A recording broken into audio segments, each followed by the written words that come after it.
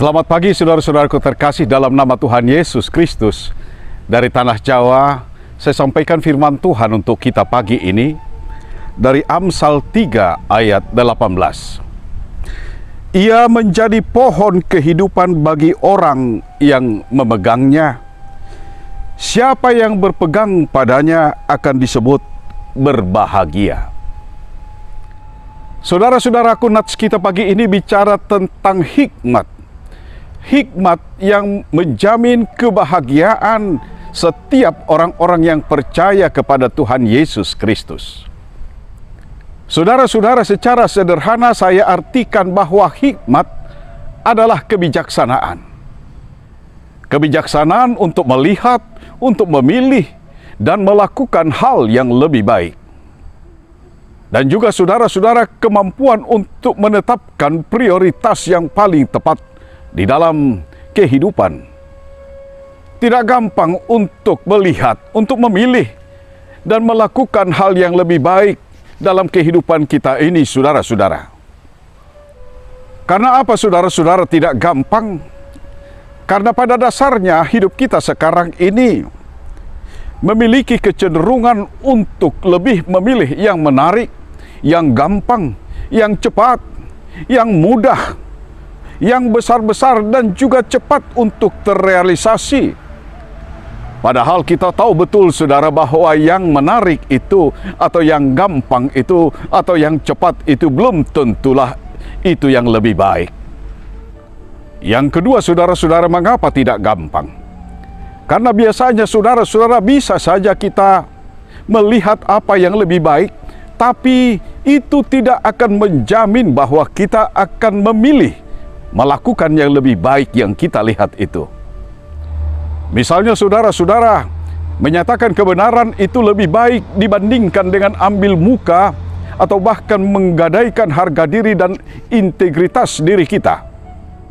Namun ternyata dalam kehidupan kita sekarang, kita menemukan banyak sekali oportunis dan hipokrisi yang rela melakukan apa saja, yang rela menjual komitmen dan juga integritasnya demi kepentingan jangka pendek.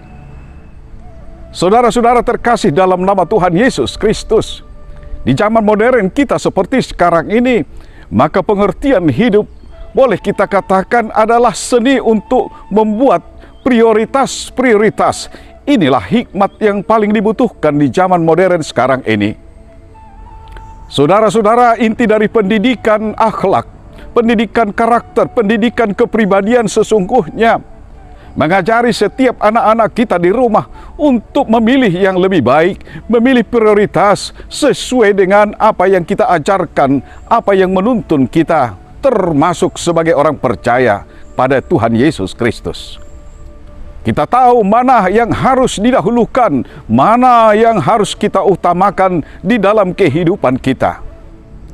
Karena itu saudara-saudara, nats kita pagi ini membimbing, mengarahkan, memotivasi kita bahwa kebahagiaan yang kita rindukan di dalam hidup kita sebagai orang percaya haruslah berangkat daripada komitmen dan kesetiaan kita kepada pilihan terbaik kita sebagai orang-orang percaya.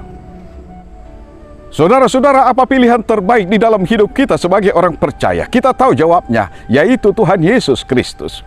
Mungkin kurang menarik di zaman sekarang ini. Mungkin tidak seperti zaman modern sekarang ini yang menjanjikan yang gampang-gampang, yang cepat-cepat, yang segera dapat kita rasakan. Bahkan di sana, saudara-saudara, ada salib yang harus kita pikul. Tapi yang pasti, saudara-saudara, itu akan membahagiakan.